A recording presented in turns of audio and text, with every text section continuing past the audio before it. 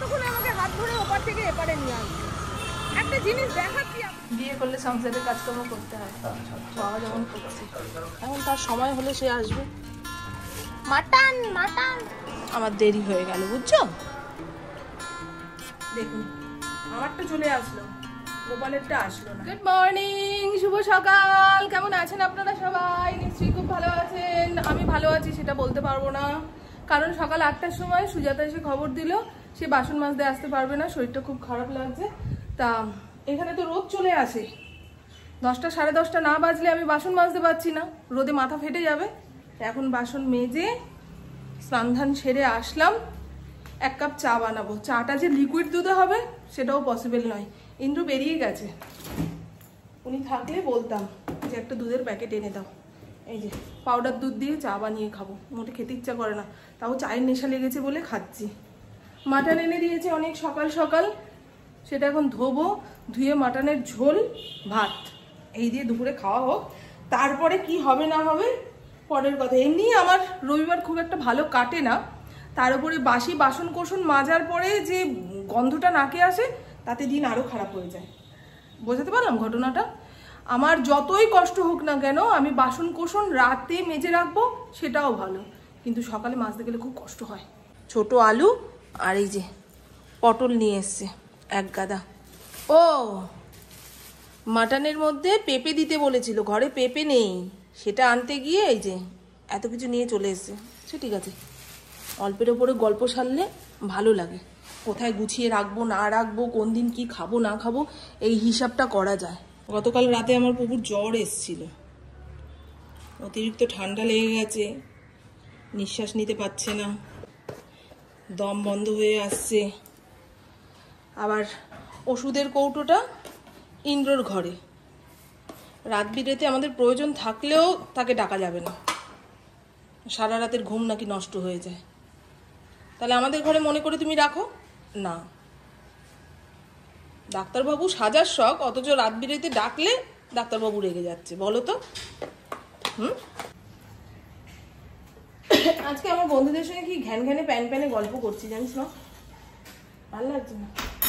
অনেকগুলো বাসন মেজেছি না, বললাম না, ওই বাসনের বাসি খাবারের গন্ধ নাকে আসলে আমার পুরো দিনটাই গন্ডগোল হয়ে যায়। আর আমার একটা শাড়িও এসছে, পরে দেখাবো। হ্যাঁ, হাত ফাতগুলো কাজ করছে না, চোখটা পুরো কালি কালি। কালকে শ্মশানকালী বাড়িতে গেছিলাম পুজো দিতে, এখন প্রত্যেক শনিবার শনিবার মাকে কথা দিয়ে এসছি, মা গো দিনে যতই ব্যস্ত থাকি না কেন মানে আধা ঘন্টার জন্য তোমার কাছে আসবো। সন্ধ্যা আরতির সময় গেলে যে কি ভালো লাগে, ধূপ ধুনোর গন্ধ, অত মানুষ, ঘন্টা কাসুর বাজছে, জোরে জোরে মন্ত্র উচ্চারণ হচ্ছে, এমনি মন ভালো হয়ে যায়।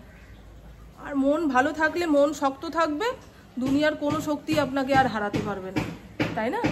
ঠাকুরের কাছে যাওয়া উচিত। ঘরের ঠাকুর তো আছে, সেটা সব সময়ের জন্যই আছে, কিন্তু অনেক মানুষ যেখানে একসঙ্গে প্রার্থনা করে সেই জায়গা কিন্তু খুব পজিটিভ হয়ে যায়, এটা শুনি। তা বুবুকে কালকেও বললাম যাবি বলে, হ্যাঁ যাবো চলো। কালকে দুখানা নাইটি এনেছি পুপুর জন্য, একটা আমার জন্য এনেছিলাম, তবে বডিতে টাইট হচ্ছে, ওটা পুপুকেই সেলাই করে দেবো, পুপু পরবে। এই দেখুন ফিতে বাঁধা নাইটি, একদম নরম কাপড়ের গো, 150 টাকা করে। এখন 150 টাকা করে নাইটি পাওয়া যায়, খুব ভালো। এই কাকিমার কাছেই একমাত্র 150 টাকার নাইটি পাওয়া যায়, আর নরম কাপড়ের। এর থেকেও দামের আছে, 180 টাকা, 220 টাকা। এই দেখুন, এইটা আমার জন্য এনেছিলাম। বাবা কি টাইট, ফেটে বেরিয়ে যাচ্ছে। ও জন্মাষ্টমীতে পরবো বলে একখানা শাড়ি মিশো অ্যাপে অর্ডার দিয়েছিলাম, সেটা কালকে চলে এসেছে। ঠাকুরের শাড়ি জামা কাপড় অর্ডার দিয়েছি, সেটা এখনো আসলো না।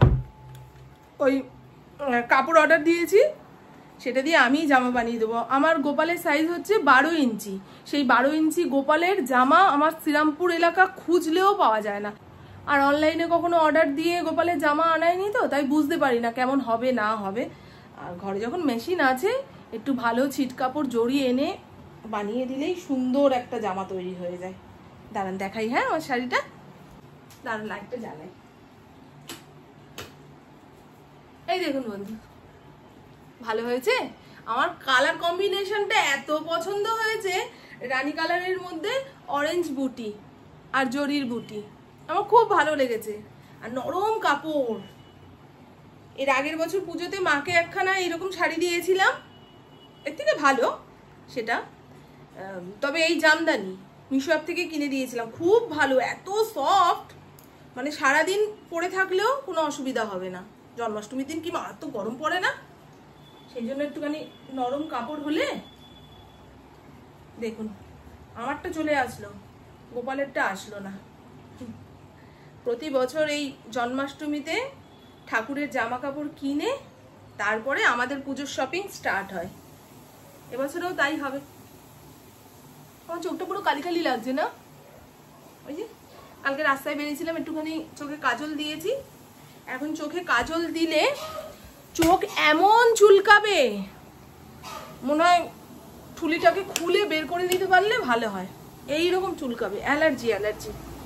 যে কাজলটা এনেছে সেটা ভালো না। এই আপনাদের সঙ্গে কথা বলতে বলতে চা শুকিয়ে গেল, চাটা বেরিয়ে নিয়ে চলুন। কবে কলেজ? মঙ্গলবার থেকে বুবুর কলেজ শুরু হয়ে যাবে। সোমবার থেকেই শুরু হয়ে গেছে, কিন্তু সোমবারে যাবে না, তাই না মা? মঙ্গলবার থেকে যাবে।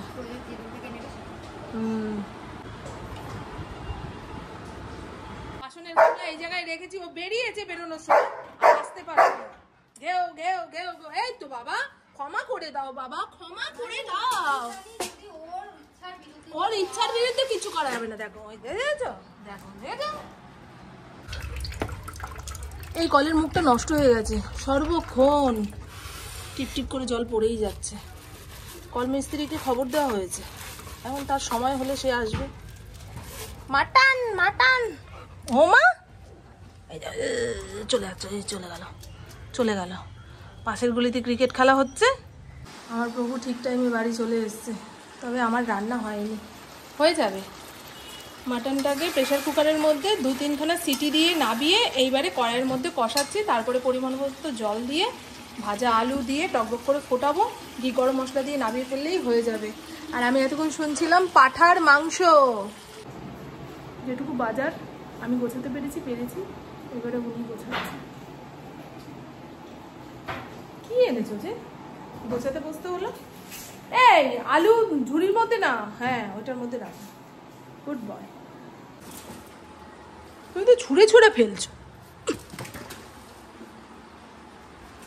ছোট আলুগুলো আলাদা জায়গায় রাখো, নেটের ব্যাগগুলো শেষ।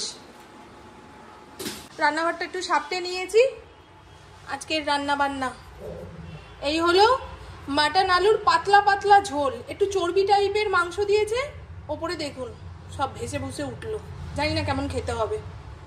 আর আমি আমার জন্য বানিয়েছি উচ্ছে আলু ভাজা। প্রথমে ভেবেছিলাম শুধু উচ্ছে ভাজবো, একটু আলু দিলে খেতে ভালো লাগে, তাই একটু জিরিজিরি করে আলুও দিয়ে দিয়েছি।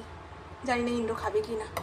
মাংস থাকলে কোনো দিকে তাকানোর সিন নেই, তবে আমার ভালো লাগে জানেন, একদম ঝিরিঝিরি করে কেটেছি যাতে ভাতের সঙ্গে মেখে খেয়ে নেওয়া যায়। ওই চাকচাক করে কাটলে খেতে অসুবিধা হয়, ভাত তরকারি সব পুড়িয়ে যায়, স্যালাড পাতে পড়ে থাকে, বুঝছো?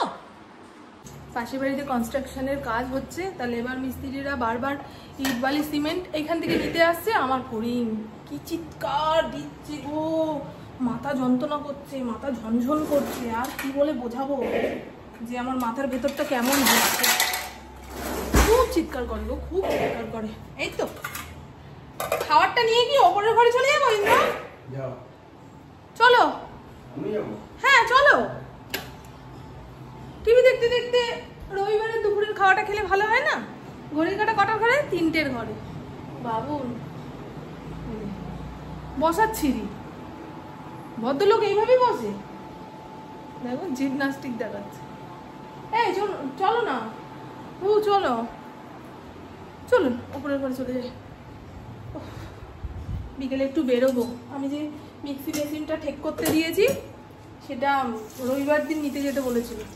ইন্দ্র যাবে নাকি আমার সঙ্গে আজকে একটু স্টেশন মার্কেটে? ওই যে মিক্সিটা ঠিক করতে দিয়েছিলাম, এত মাথা যন্ত্রণা করছে। তারপরে চারপাশ থেকে চুলগুলোকে ফুলিয়ে দিলাম, মাথাটা কাতলা মাছের মতো দেখতে লাগছে না, বড় বড় লাগছে মাথাটা। চুলগুলো পুরো হালকা করে দিয়েছি তো সেই কারণে, বেশি টাইট করে ওই ক্ল্যাচার ক্লিপ দিয়ে বাঁধতে পারি না। আগে পারতাম, সব সহ্য হয়ে যেত। এখন বয়স হচ্ছে না, একটুতেই যেন মূর্ছা যাচ্ছি এইরকম। আর গার্ডার দিয়ে চুল বাঁধলে এদিক সেদিক দিয়ে চুল বেরিয়ে যায়, অস্বস্তি লাগে, অস্বস্তি লাগে। চলুন, হ্যাঁ ভাল লাগছে। ইন্দ্রর সঙ্গে এখন কত দূর হাঁটতে হবে কে জানে। সে আবার গাড়ি নিয়ে বেরোবে না। আজকে আমার সঙ্গে পায়ে পা মিলিয়ে তার হাঁটতে ইচ্ছা হয়েছে। কেন গো? মানুষ পাপ করলে কিন্তু এরকম ঘরে এসে বউ বউ করে। মানুষ না, স্বামীরা। কিছু করেছো নাকি বাইরে? হঠাৎ এত ভালোবাসা উঠলে উঠছে নাকি? স্বপ্ন দেখেছো যে বউ আর নেই? মানে নেই মানে একদম ওপরেই চলে যেতে হবে, এদিক সেদিকে যাওয়ার জায়গা নেই আমার। বলে ফেলছি না, মানে বলছি। কখনো তো এরকম আমাকে পাত্তা দাও না, হঠাৎ করে পাত্তা পেলে না মনের মধ্যে সন্দেহ আসে। আচ্ছা, রবিবার তো আমাদের অফিসও বন্ধ। কোথাও যাওয়ার জায়গা না থাকলে তখন ঘর ছাড়া গতি নেই। এটা আগে বোঝে না, বুঝছো? ঘর দূর কেমন অগোছালো অগোছালো, চতুর্দিকে জামা কাপড়। ওরে বাবা রে, ভালো লাগছে না। 3 দিন ধরে জামা কাপড় স্ট্যান্ডে মেলে রেখেছি, পাখা চলছে, ভেতরে ভেতরে জামা ভেজা। আবার যে নতুন করে কেচে মেলবো, কোথায় হবে না তো। এবছরে অতিরিক্ত বৃষ্টি হচ্ছে। ওই বোম্বাইতে যারা থাকে তারা বলে তাদের ওইখানে এরকম বৃষ্টি হয়। ভিডিওতে দেখেছি, লোকের মুখে শুনেছি, কিন্তু এইবারে দেখতে পাচ্ছি আমার শ্রীরামপুর এলাকায় পুরো বম্বে এলাকা হয়ে গেছে। আমার কথা জড়িয়ে যাচ্ছে, আর কথা বলতে পারছি না। চলো তোমার আসলাম। কিছু খাবি নাকি? কিছু আনতে হবে রাস্তা থেকে? ও খাওয়ার ক্ষমতাও হারিয়ে ফেলেছে, এত কাশি হচ্ছে। মুখ তিতা তো, খাবে কি? চলেন বন্ধে। এই দেখো, এই যে তোমাকে বাড়ি থেকে বেরোতে দেখে, ইন্দ্রকে বেরোতে দেখলেই লাফ দিয়ে দোকানে চলে আসে।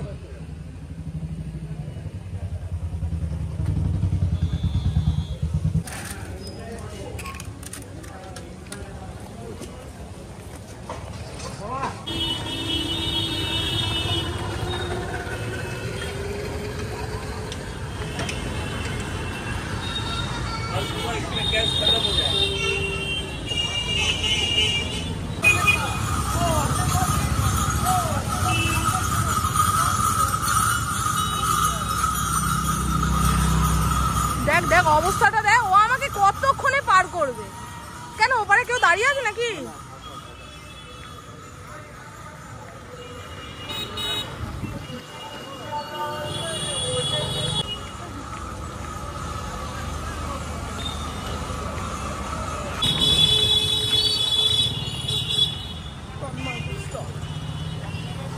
এই মাত্র এত জোরে বৃষ্টি হলো, তাও দেখো গরমটা কমছে না।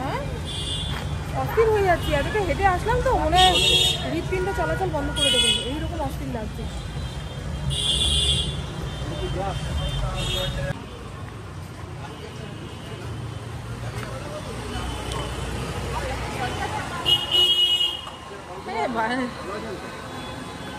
বড় প্লাস্টিকের গামলা দেখান তো।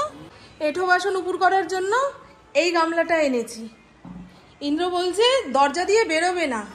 আমি এসে আগে চেক করলাম দরজা দিয়ে বেরোচ্ছে তো, কারণ সকালের বাসনটা ইন্দ্রই বাইরে বের করে দিয়ে যায়। যদি দরজা দিয়ে না বেরোতো, মুখ শুনতে শুনতে মরতাম। হ্যাঁ, কারোর কথা শোনো না, কতবার বললাম, কিন্তু না, একদম ঠিকঠাকভাবে বেরিয়ে যাচ্ছে। এই জায়গাটাতে রাখলে অনেকটা যে জায়গা খেয়ে নিচ্ছে তাও না, সঙ্গে সঙ্গে গুছিয়ে ফেলতে হবে। আগের গামলাটাই দেখুন না, মুখটা এত বড়, ওর থেকে একটুখানি বড়। আর এখানে আমার ইন্দ্রর পুপুর কিছু জিনিস এনেছি। বডি স্প্রে, এটা ইন্দ্রর, এটা পুপুর, আমিও মাঝে মধ্যে এটা ব্যবহার করি। আমার নাইট ক্রিম, ঠিক আছে, এটা খুব ভালো। ভালো কি না জানি না, রাতে শোয়ার আগে একটা নাইট ক্রিম মেখে শুলে মুখে টান ধরে না, সেই কারণে আমি 6-7 বছর যাবৎ এই ক্রিমটাই ব্যবহার করছিলাম।